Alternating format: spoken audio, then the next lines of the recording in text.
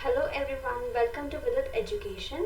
In today's video, we will be discussing the first 5 problems from the sample paper 1.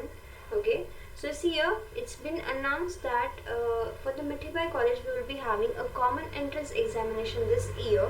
And for this, in this particular, we will be discussing the first 5 questions from the quantitative and numerical ability.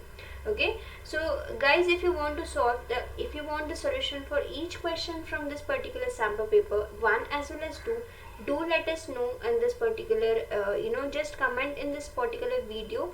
Also you can contact us on the given contact number, and also you can visit our website which is mentioned over here. Okay, so let's start discussing the first question. So the first question, as you can see, it is from the sets. Okay, so see here, what is the given set?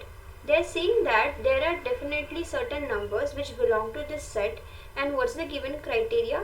The numbers belong to the set of natural numbers, so that means the corresponding x value should start with the number 1. So this is basically your union set, right? So let me just write it down here as u. अब इसमें कितने values included है, तो जैसे हम देख सकते हैं x is less than equal to 9 है ना, तो इसका मतलब 1 से लेके 9 तक यहाँ पे वैल्यूज इंक्लूडेड है, and this is nothing but the set, union set. Okay, now apart from this what they have given 3 different sets A, B and C. Okay, जो कि यूनियन के सबसेट है. आपको यहाँ पे पूछा है कि D is given like this, and now they are asking how many elements are there in the D set. ठीक है, तो see here you can solve this example by 2 ways. सबसे पहले हम देख लेते हैं कि A क्या है. तो A है 1 2 3 4, इजंट इट. अब हमें पता है कि किसी भी सेट का अगर हमें कॉम्प्लीमेंट निकालना है, जैसे कि A बार, तो इसके वैल्यूज हम कैसे निकाल सकते हैं? तो उसके लिए हमें दिए हुए यूनियन में से 1 2 3 4 मतलब A के एलिमेंट्स को हटाना है, right. So if I just eliminate 1 2 3 4, I have 5 remaining elements which are nothing but 5 6 7 8 and 9. Okay, तो ये है A complement. Similarly we can also find out what is B. B is nothing but 2 4 6 8, right? So this is 2 4 6 and 8. अब इसी का मैं अगर complement calculate करूंगी तो definitely what it will be. अब इन 4 एलिमेंट्स को छोड़ के यूनियन में से मुझे बी कॉम्प्लीमेंट निकालना है. अब यहाँ पे आपको ये रूल पता होगा कि किसी भी सेट का कॉम्प्लीमेंट निकालते हैं तो हमें यूनियन में से उस पर्टिकुलर सेट को सबट्रैक्ट करना है, right. So this is A complement is union minus A, isn't it. So अगर हम बी कॉम्प्लीमेंट कैलकुलेट करें तो वो क्या होगा? 2 4 6 सेट इन वैल्यूज को. So what are these values? These values are nothing but 1 3 5 7 and 9. Okay, तो जो वैल्यूज बी में है उसको छोड़ के बाकी सारे 5 वैल्यूज बी कॉम्प्लीमेंट में आएंगे. Now what we need to calculate, हमें सबसे पहले ए इंटरसेक्शन बी कॉम्प्लीमेंट मतलब ए सेट का और बी कॉम्प्लीमेंट मतलब इस सेट का, इन दोनों का इंटरसेक्शन निकालना है. Now guys you must be knowing कि इंटरसेक्शन मतलब दो वैल्यूज जो ए और बी कॉम्प्लीमेंट दोनों में कॉमन हो. तो मैं यहाँ से आइडेंटिफाई कर सकती हूँ the values which are common here in both cases are 1 and 3, isn't it.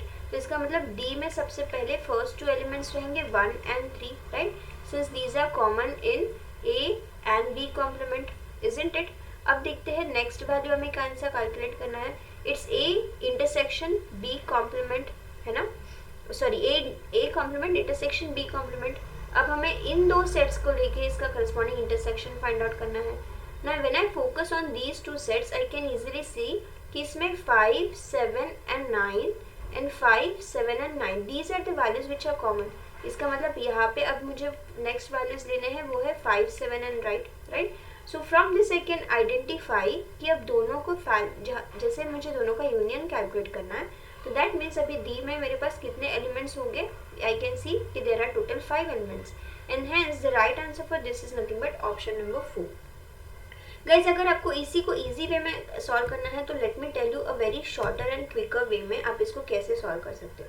Focus on the question what they have asked. सबसे पहले आपको कैलकुलेट करना है A intersection B complement union of A intersection B complement, sorry A complement B complement. अब यहाँ से आप देख सकते हो कि I can take up this B complement common, right. So if I just take up the B complement common, अब मुझे क्या करना पड़ेगा? B union A intersection A complement, ठीक है. तो जो हमारे एसोसिएटिव कम्यूटेटिव ऐसे अलग अलग लॉज है, उन लॉज का मैंने यहाँ पे यूटिलाइजेशन किया. सबसे पहले आप यहाँ पे देख सकते हो कि ए इंटरसेक्शन ए कॉम्प्लीमेंट क्या रहेगा. So this is basically a null set, है ना, बिकॉज कोई भी सेट ऐसा नहीं रहता जिसका कॉम्प्लीमेंट और उस खुद में कोई भी कॉमन वैल्यू हो, राइट। तो इसका मतलब यहाँ पे कोई भी वैल्यू मुझे नहीं मिलेगा। That means I simply I can take up this is nothing but simply B complement. अगर आप यहाँ तक पहुँच गए हो, if you just do this in mind, right, तो आपको सिर्फ यहाँ पे ऑब्जर्व करना है कि क्योंकि बी में कितने एलिमेंट्स है 4 और टोटल यूनिवर्सल सेट में कितने वैल्यूज है 9, इसका मतलब 9 minus 4, you can in very shorter time you can come to know that the corresponding answer for this is 5.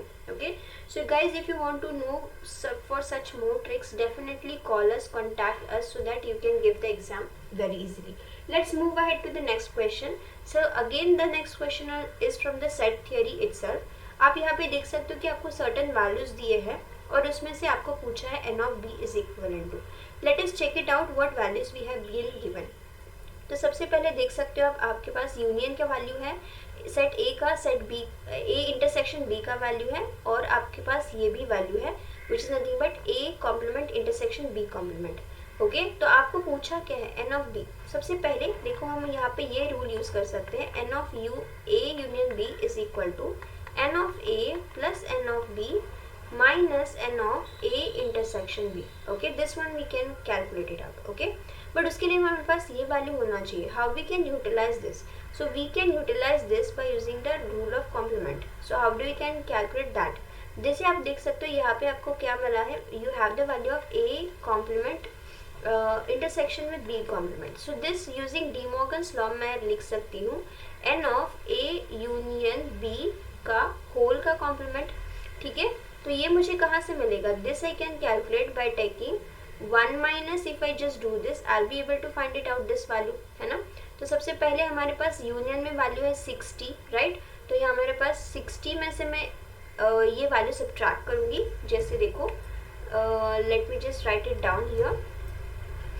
So this value now you can क्या, मतलब क्योंकि ये वैल्यू सेम है, अब मुझे a union b का वैल्यू कैसे मिलेगा, n of a union b, now it will be nothing but 60 minus 27 when I do I get the corresponding value as 33. ठीक है, अब मेरे पास a union b का वैल्यू मिल गया है, राइट। अब a union b का value when I have calculated, now I can substitute it over here, है ना। अब मैं यहाँ पे वैल्यू सब्स्टिट्यूट कर सकती हूँ, जैसे यहाँ पे ये वैल्यू है 33, n of a है 24, n of b हमारे पास है नहीं, this is a question mark, and here we have the corresponding intersection value is 12. Okay, now the question becomes easier. अब हमें सिर्फ n of b की वैल्यू कैलकुलेट करनी है, so how we can identify that. So सबसे पहले let me just erase it out and let us find it out what is the value. तो आपको सिंपल ये एडिशन करना है, 24 minus 12 we have the corresponding value as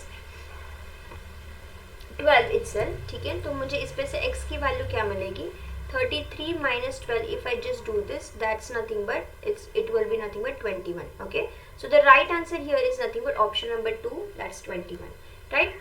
Alright, let's move on to the next question. So as you can see, you have been given certain rules. तो ये basically kind of theory question है, या फिर आप सिर्फ अगर certain sets and sets के certain values, certain rules अगर आप follow करते हो, उसको learn करते हो, तो you will be easily able to crack down the corresponding answers. जैसे कुछ अगर आपको पता भी नहीं है तो कुछ option elimination के basis पे भी आप इसको implement कर सकते हो। तो सबसे पहले you will be able to know कि डिफरेंस कभी भी डायरेक्ट नहीं रहता है, it's not never commutative, so option 1 is eliminated. Second option में आप देख सकते हो कि A of union B and बीच में क्या होना चाहिए, जो साइन है, जैसे यूनियन अगर एक्सपांड करते हैं हम तो दोनों जगह पे यूनियन ही होना चाहिए, बट यहाँ पे यूनियन है, यहाँ पे इंटरसेक्शन है, that means option number 2 is also eliminated. Okay, now next we can see here it's A minus B intersection C. अब अगर डिफरेंस के केस में हम आपको अपने इसका करस्पॉन्डिंग थ्योरम या फिर रूल पढ़ा है, तो you will be able to know कि हमेशा डिफरेंस कैसे अप्लाई होता है। It's always exactly the opposite sign, जैसे यूनियन है तो यहाँ पे इंटरसेक्शन होगा, तो that means the correct answer for this is nothing but option number 4. Okay, so see guys, for these type of questions you should be thoroughly knowing the corresponding certain rules of sets. ठीक है, जैसे D Morgan's law, commutative associative loss. The next question is from the functions and how we are going to solve this. सबसे पहले आपको यहाँ पे पता चलेगा this is basically a composite function, ठीक है. So F of ji of X, तो हम कॉम्पोजिट फंक्शन कैसे फाइंड आउट करते हैं. सबसे पहले हम एफ ऑफ जी ऑफ एक्स कैलकुलेट करते हैं. So how do we do this. So see आपको कैलकुलेट करना है क्या है, F of ji of X, है ना. तो basically F of ji of X is written like this. तो आपको फाइंड आउट करना है के एक्स माइनस वन. तो जब कभी भी कॉम्पोजिट वैल्यू आप कैलकुलेट करोगे, x की जगह पे नाउ आपको सब्स्टिट्यूट करना है g ऑफ x, ठीक है. तो x की जगह पे हम सब्स्टिट्यूट करेंगे g की value. What is that, it's 2x plus 3. So this is 2x plus 3 and the minus one, the original f of x function.